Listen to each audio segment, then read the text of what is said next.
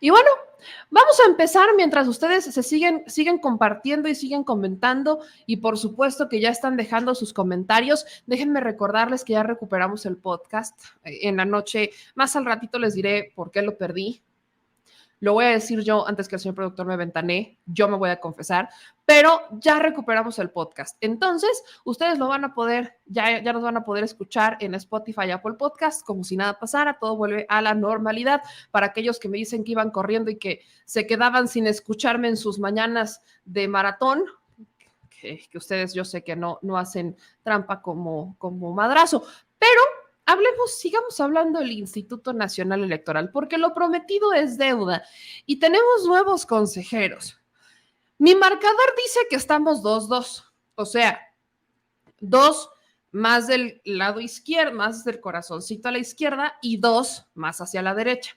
Pero dejaremos que quien sí es experto nos explique cómo están estos nuevos cargos, nuestros nuevos personajes, quiénes son, ya dieron sus primeros discursos, ya dijeron lo que tenían que decir de inicio y también falta ver quién va a ser el nuevo secretario ejecutivo del INE. Así que vamos a poner atención y vamos a hablar con mi querido Álvaro Arreola, que es un gusto siempre tenerlo por aquí. Mi querido Álvaro, buenas noches, ¿cómo estás? Hola, Meme, buenas noches. Bien, veo que tú Oye, también. qué gusto verte por aquí. Pues tengo que preguntar, ¿cómo viste esta insaculación, el sorteo, los nuevos consejeros y al PAN que quiere impugnar 2 consejeros, nada más 2? Bueno, yo creo que este país nos sigue dando gratas sorpresas. Algunas veces la desesperación o el desconocimiento, inexperiencia, digo simplemente la pasión porque las cosas se hagan más rápido que las que uno a veces quisiera, pues surgen cosas muy interesantes. Tú la mencionabas, te estaba escuchando a propósito de Lorenzo Córdoba, y sí habría que hacer una evaluación antes de que él mismo la haga, porque seguramente será autoelogiosa, de los 9 años que pasó por ahí como presidente, pero también de los, creo yo, que fueron más de 10 desde 1994 que entró como asesor de José Woldenberg. Pues creo que son como 20 años los que Lorenzo ha estado ahí en el Instituto Federal y luego Instituto Nacional Electoral. Lo que me sirve solo para decir algo que, que no le corresponde decirse académico. El hombre es un político profesional. El hombre, desde que empezó y desde muy joven asesorando a José Woldenberg, pues se destacó sobre todo precisamente por sus intereses políticos. Y se defiende él mismo señalando que es su regreso a la universidad como investigador, como profesor. No hay tal, no hay tal. Será el regreso de un hombre que engaña a la universidad, que engaña a la academia, ¿sí? Y que todos los trabajos que supuestamente son de un especialista no son más que compromisos ideológicos con una manera de ver a una institución, ¿sí? Y que además como integrante de un grupo que construyó esa institución, bueno, pues no tiene cabida la objetividad. Y el, el triste final lo da él, ¿no? Embarcado en la aventura con Latinus, que como bien lo señalas, están gente como Roberto Madrazo, Silvano Aureoles, de una larga trayectoria, no precisamente oliendo a rosas, sino más bien a un tufo mucho más horroroso. Me parece pues que este es el final que él mismo se pavimentó y es el que merece, ¿no? Ser un personaje que será utilizado por un grupo de poderosos personajes como bien lo subrayas, opositores al régimen actual. Y bueno, vamos a ver cuáles serán las cosas que sucedan, pero seguramente lo escucharemos a favor de las candidaturas que don Claudio X González fije y Latinus y sus colaboradores comenten. En cuanto al Instituto Nacional Electoral y la nueva y la insaculación, que como decíamos, iba a ser ese mecanismo el que se iba a utilizar, no había otro, no había manera de consensar algo que desde el origen en el instituto es un mecanismo que degradante, el de que los partidos nombren a los consejeros electorales. Por primera vez se inaugura un nuevo modelo a través del sorteo, la tómbola, la insaculación, y bueno, es el azar, es la suerte, que como bien decía Nicolás Maquiavelo, forma parte del quehacer de la política. Y el político o el profesional que se dedica a la política, pues cuenta o debe contar con algo de suerte. Y en este caso, cuatro consejeros, 2 mujeres, 2 hombres, fueron los suertudos, ¿no? Los otros 16 que acompañaron esta última selección para integrar o sustituir a quienes salían, me parece muy afortunada por varias cosas, Meme. En primer lugar, yo destacaría que los cuatro nuevos tienen una identidad estatal. Tabasco, Sonora, ¿sí? Oaxaca, por ejemplo, más que los que están allá o los otros 7 del Consejo, van a ser 11 personas, 11 profesionales, que si revisamos la currícula de cada uno de ellos, pues en su mayoría son representantes de la Federación Mexicana. Esto yo creo que es un logro y no creo que hayan sido escogidos solamente por eso, son sobre todo por sus cualidades y capacidades profesionales, pero a mí lo que me agradó es de que cuando menos escucharemos las voces de 7, 8 entidades federativas que de donde son oriundos. Esto me parece una nueva manera de poder observar lo que sucede dentro del Consejo General. La hoy presidenta, ¿sí? Guadalupe Tadei, bueno, yo creo que se ha hablado mucho, se ha comentado mucho, es una gente con una experiencia que viene desde 1991 en las tareas electorales. Por lo tanto, es una profesional que bueno que esté comandando las tareas del instituto. Las otras igualmente lo son, los otros 2 y las otras 2.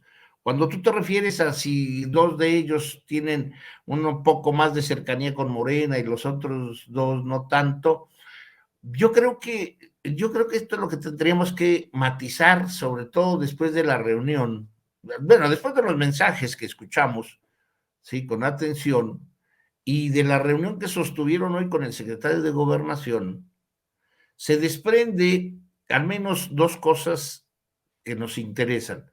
Por un lado, recuperar el reconocimiento mutuo entre un organismo encargado de organizar elecciones y que depende de los recursos del Estado y el representante o responsable de la política interna del país, junto con la Secretaría de Seguridad del país, para conciliar un trabajo, un esfuerzo hacia las elecciones de este año, de Estado de México y Coahuila, pero sobre todo para preparar los escenarios que obviamente deben de estar reconocidos para la paz pública en el 2024.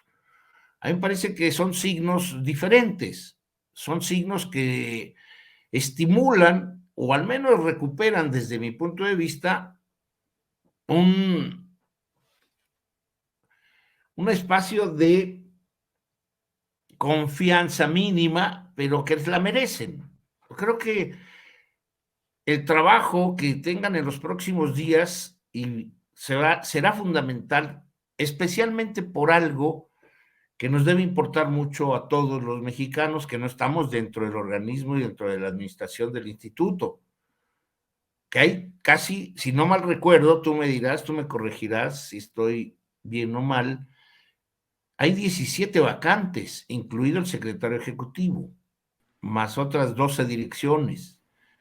Esto digo, cualquier empresa, cualquier organización que se encargue de hacer algo de una escuela, una universidad, sus cuadros más importantes, si consideramos que los cuadros más importantes del instituto sean los 32 vocales de las entidades federativas, más otros tantos autoridades centrales, pues está realmente con un hoyo muy fuerte allí la administración del Instituto Nacional Electoral. Es un reto muy interesante. Y yo creo que esta es la primera gran prueba, el primer gran obstáculo que tendremos que revisar con cuidado, de qué manera se selecciona a los diferentes directores, que en algunos casos son sumamente trascendentales. No nada más la del secretario ejecutivo, sino las de organización, las de administración, etcétera, etcétera. El director de comunicación, por ejemplo. En fin, son 17 según la prensa, no tengo el número Sí, exacto. 17 vacantes y el secretario ejecutivo. O sea, es un mundo porque tendrá que ser seleccionado a partir de las diferencias, ¿sí?, de puntos de vista que existan entre los 11 integrantes del Consejo.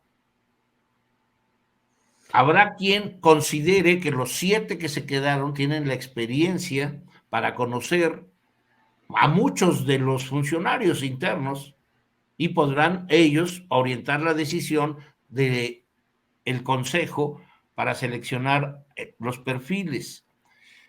Yo creo, yo sugeriría, Meme, digo, sin que me lo pregunte nadie, pero sí, creo que hay 16 profesionales que se inscribieron para competir y fueron aprobados por el Comité de Vigilancia, ¿sí?, considerando que todos podían ser consejeros electorales. Yo creo que ahí ya hay una reserva de 16 personas que pueden ser invitadas. Yo creo que algunos de ellos por dignidad o por frustración, por desánimo, no van a aceptar. Pero yo creo que de esas 16, al menos tienen ya el apoyo de un comité que los evaluó en cuanto a idoneidad y profesionalismo para trabajar dentro del Instituto Nacional Electoral. Digo, y no les merece ser director de administración o director de organización electoral, ¿sí?, de ser consejero. Creo que esa es precisamente la nueva etapa que tendrá que mostrarnos la presidenta junto con los nuevos integrantes.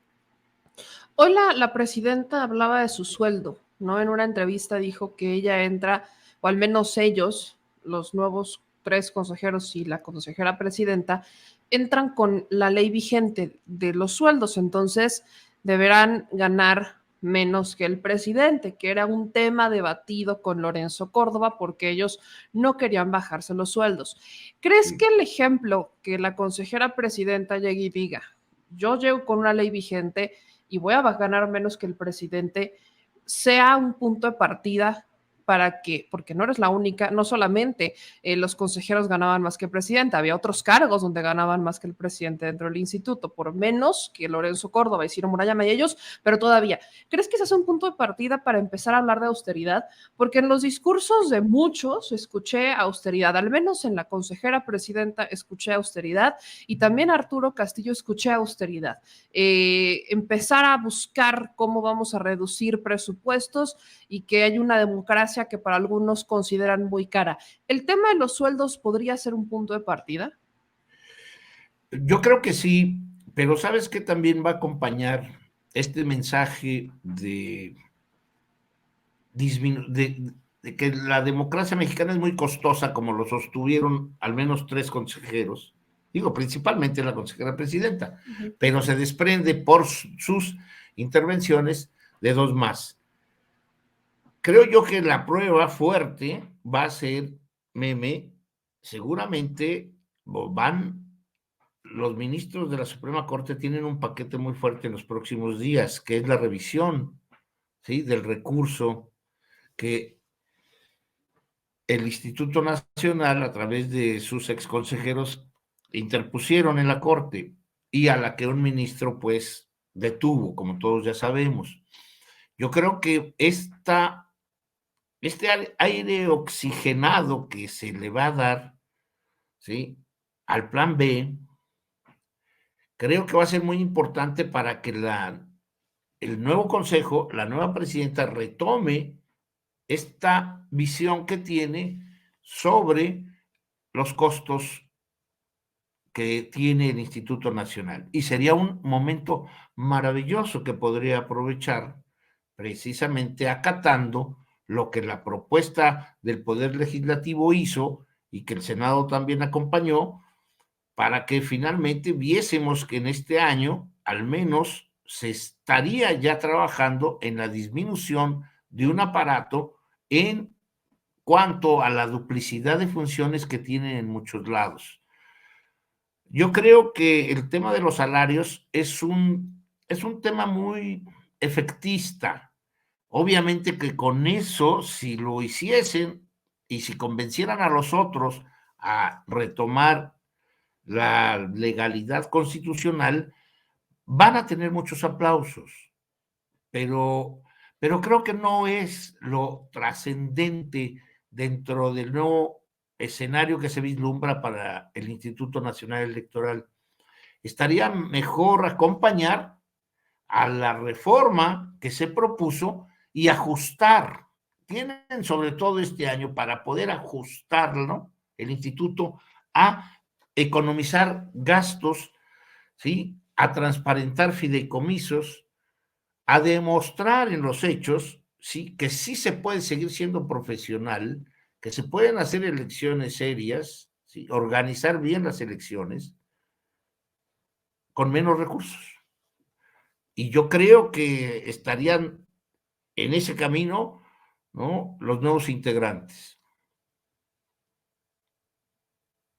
Ahora, hablando de los nuevos integrantes, también se habló del consenso y del respeto. De hecho, en la conferencia de prensa el día de hoy, se habla de como que se liman asperezas entre la Secretaría de Gobernación y el instituto. Ya vemos un discurso completamente distinto, un tono de colaboración completamente diferente. De hecho, yo no recuerdo haber visto a el secretario de Gobernación sentarse con los consejeros pasados. Era algo que sí hacía la Secretaría de Seguridad, Rosa Isela, por los convenios para los procesos electorales, pero no como tal el secretario de Gobernación. Entonces, hoy se da esta reunión, se sientan y vemos que es una reunión convocada por el secretario de Gobernación. Entonces, podemos decir también que eso quiere decir que ya se acabaron las diferencias entre el Instituto Nacional Electoral y el gobierno, que claramente existían, porque hoy dijeron que no, pero sí existían esas diferencias y creo que fueron públicas. No, yo creo que las mayores distancias entre el organismo electoral desde 1990, que fue fundado, ¿sí?, los 33 años de existencia del instituto, ¿sí?, los últimos 3, 4 fueron de franco enfrentamiento. entre los liderazgos del Instituto Nacional Electoral frente al quehacer del Poder Ejecutivo, y considerando sobre todo también pues que el Poder Ejecutivo lo representa la Secretaría de Gobernación. Nunca se había visto esto. Alguna vez creo que lo comentamos, Meme, de que era necesario que interviniera ya el secretario de Gobernación para calmar, ¿sí?, los ditirambos, las tonterías y media que se decían, y además los ataques injustos, las falacias en contra del régimen, entre otras cosas, de que bloqueaba la libertad de expresión, de que era un gobierno autoritario, de que quería acabar con el Instituto Nacional Electoral. Todas estas falsedades, alguna vez lo comentamos, era necesario que ya interviniera el secretario de Gobernación para poner en orden, ¿sí?, a los actores que forman parte del Estado. No son actores, como siempre se les dijo, no son actores independientes, no son actores partidistas. No lo hicieron. Sí tomaron un tono partidista, Lorenzo Córdoba. Lo platicábamos, yo sé que lo platicamos veces pasadas, pero hoy Lorenzo Córdoba y Ciro Murayama, y solamente, que eso es lo que me brinca, se fueron 4 consejeros y solamente mencionamos a 2. Se fue también José Roberto Ruiz Aldaña y también, sí, ni siquiera me acuerdo, pero no sé si fue Claudia Zavala. Adriana Favela también se fue. Entonces, se fue Adriana Favela, se fue José Roberto Ruiz Aldaña y solo mencionamos a 2 consejeros. Esto creo que es un diagnóstico de cómo dejaron al instituto, porque no es como que hablemos maravillas de ellos. ¿Cómo quedan ellos? Ya lo habíamos mencionado el tema del legado, pero ¿qué nos dice esto de que solo hablemos de 2? Y que hoy, o sea, literal, fue un punto de partida, llegan nuevos consejeros y vemos que las cosas van tomando un curso distinto. Yo no voy a decir que ya es todo maravilloso, creo que todavía hay que esperarnos más, pero creo que es un curso completamente distinto a lo que habíamos visto con Lorenzo Córdoba y Ciro Murayama, que hoy Lorenzo Córdoba está del lado de Latinus, Ciro Murayama no sé, pero no me extrañaría que también tomara una voz cantante dentro de la oposición mediática. Entonces, ¿qué nos dice eso de cómo estaba el INE? El problema sí estaba en el INE entonces. No, por supuesto que estaba dentro del INE. Por supuesto que también ahí demostraron, ¿sí?, incapacidades. Una cosa es no ser protagonista y otra cosa es ser amedrentado por el autoritarismo de quien en ese momento jugó como consejero presidente. Les pesó mucho la presidencia de Córdoba, pero ¿sabes qué les pesó más? Los apoyos que tenía Córdoba y que los exhibía, que eran los apoyos del PRI y del PAN. ¿Sí? Las amenazas que existía por parte de estos partidos a los consejeros que se rebelaran o a los consejeros que no quisieran actuar conforme a sus designios. Este es un problema que tiene la historia del instituto, que los partidos, sabedores de que ellos pusieron a estos personajes, ¿sí?, a todos ellos, a excepción ahora de los nuevos 4, ¿sí?, están sujetos a lo que ellos les digan y les pidan. Ojalá asuman su libertad, ojalá asuman con profesionalismo que son ciudadanos designados en un instituto que está protegido por la sociedad mexicana y el Estado. Creo yo que su comportamiento, en muchos casos pueril, temeroso, vergonzante, vergonzoso, acobardado, ¿sí?, se les va a tener que quitar. Y tienen que encontrar la fortaleza en ellos mismos para decir, bueno, pues estos partidos nos han estado amenazando. Ojalá que también, como sucede a nivel nacional en algunas cosas, que hablen. Ojalá nos pudiesen decir, ¿sí?, hasta dónde los partidos les controlaban las ideas, las maneras de criticar, los modos que allí al interior se hacían. Nadie habla. Nadie critica. Y a veces son jornadas y jornadas en donde las aportaciones son mínimas. En una palabra, el trabajo del Instituto Nacional Electoral descansa en los cientos o miles de esfuerzos técnicos que se hacen por todos los lados, y tú lo sabes, los capacitadores, los que ponen la carpa, los que llaman, los que inscriben a la gente, los que les hacen su credencial. Todo ese aparato técnico es maravilloso, pero lo que se controló durante 33 años fue la estructura, ¿sí? La parte final de la pirámide. Nunca, nunca levantaron la voz, nunca dijeron, esta agua es mía, porque estaban controlados.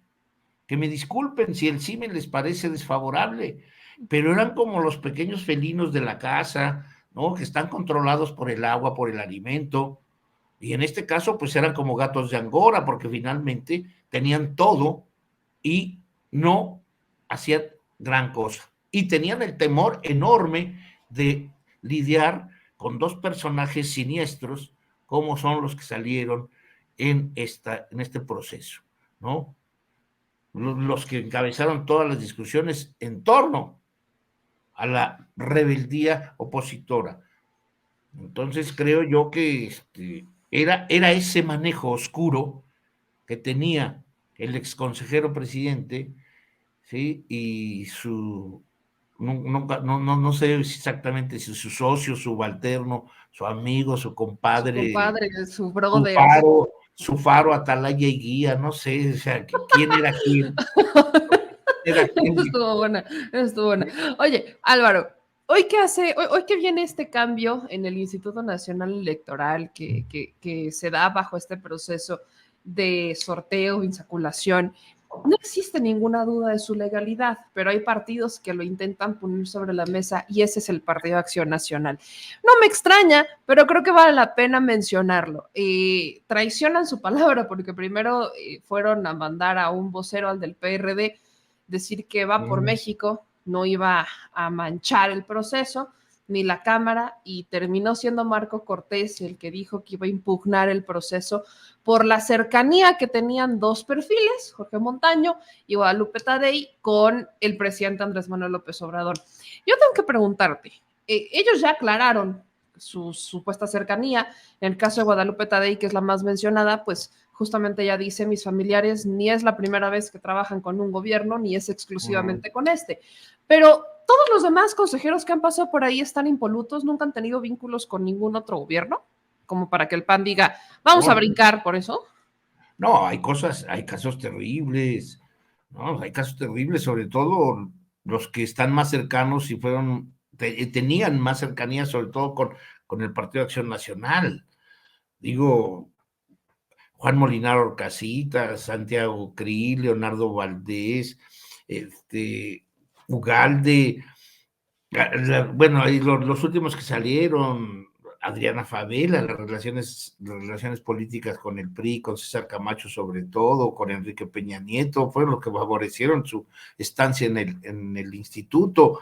No, todos, la mayoría, meme, sí, tienen ligas muy fuertes con familiares, con amistades poderosas, panistas y priistas. Te digo que esa es precisamente la fórmula en la que se decantó toda la historia electoral del instituto. Y por eso mismo todos han estado supeditados, ¿sí? Han estado siempre callados y hasta, creo yo, ajenos a un comportamiento profesional digno, pero todos ellos han sido, muchos, ahorita recuerdo los casos de, bueno, la misma de Carla Humphrey, digo, no, a mí no me preocupa decirlo, recuerda que fue esposa de un panista de alto nivel, Roberto Gil, fue senador y compañero y amigo de todo, de Felipe Calderón. Muchas mujeres amigas de Margarita Zavala, pero algunos de los consejeros que llegaron en los años 2010, pues todos tenían relación estrecha con Juan Molinar. Juan Molinar decidía quién podía ser consejero junto con el Bester Gordillo. Y ellos finalmente, PRI y PAN, diseñaron cuando menos de 2003 hasta el 2021, PRI y PAN a los integrantes del Consejo.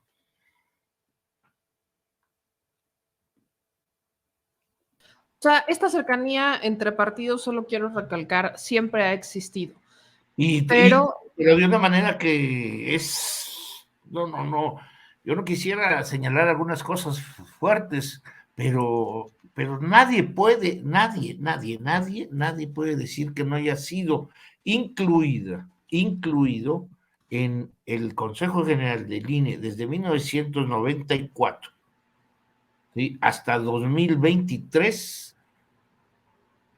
¿Sí? Nadie puede decir que no haya sido incluido por un favor del Partido Acción Nacional, aprobado y avalado por el Partido Revolucionario Institucional.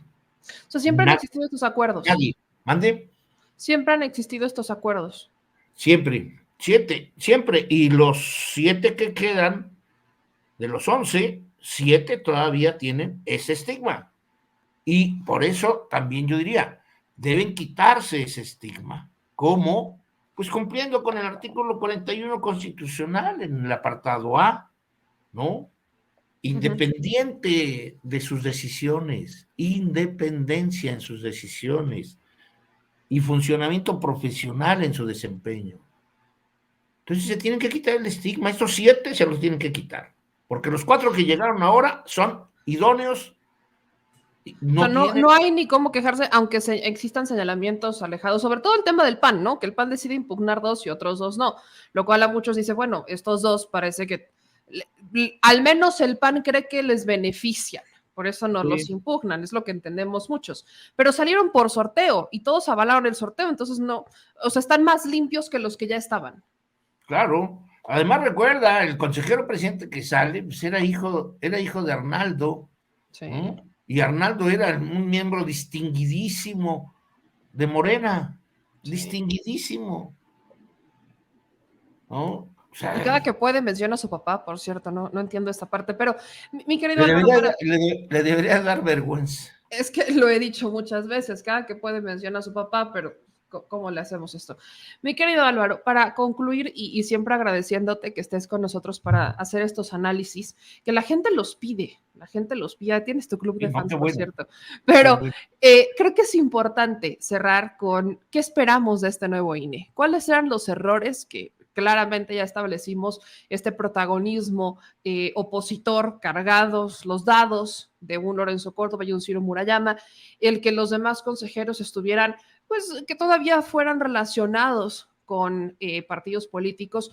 Esos son algunos errores que hoy vemos. Hablamos también de la austeridad y los sueldos ya, pero ¿qué es lo que esperamos de este nuevo instituto? Tú como experto electoral, ¿qué esperas de este cambio en el instituto con una nueva consejera presidenta, con discursos distintos? ¿Qué esperamos? Pues yo esperaría que fuese precisamente el instituto que todos nos imaginamos desde hace 30 y tantos años. Un organismo encargado de organizar solamente elecciones y que sirva solo para eso. Número 2, que no se involucre en la vida interna de los partidos políticos, ¿sí? Y número 3, que demuestre que le importa mucho la difusión de la cultura democrática y que sea parte, ¿sí?, de ese aparato del Estado mexicano que se requiere para hacer todavía cada vez más, practicar más la civilidad en la ciudadanía, que los niños aprendan, ¿sí?, los valores de la cultura democrática y que los jóvenes y que los adultos entendamos, ¿sí?, que la transparencia, que los recursos públicos que requieren los partidos deben ser utilizados para bien, para hacer transparente una lucha plural en la cual todos nos debemos de reconocer y festejarnos de que alguien obtenga el triunfo por la vía pacífica y tranquila de lo que es una elección. Esto es lo que yo desearía de un organismo como el que ahora está allí. Obviamente, con todo lo que tú también mencionas, austero, profesional, ¿sí?, que incida definitivamente en la tranquilidad del juego político partidario, que lo necesitamos, siempre lo he dicho, nos hace falta un sistema de partidos sólido, y yo creo que el instituto puede impulsar mecanismos, hacer propuestas al Poder Legislativo para que tengamos un sistema de partidos sólido, moderno, que descanse precisamente en la militancia real de la ciudadanía y que se defina por doctrinas e ideologías diferentes y no como ahora, ¿sí? Que el caso del Estado de México, por ejemplo, que es una burla completa al juego de partidos. La mezcolanza que se está viendo allí entre partidos que fueron durante décadas y décadas rivales políticos y ahora son aliados solo por el interés mercantil, me parece deleznable. Y yo creo que entonces era una buena oportunidad del nuevo Consejo General de incidir en este nuevo México que todos queremos, un México transparente y un México respetuoso de la pluralidad política e ideológica que debemos de impulsar todos.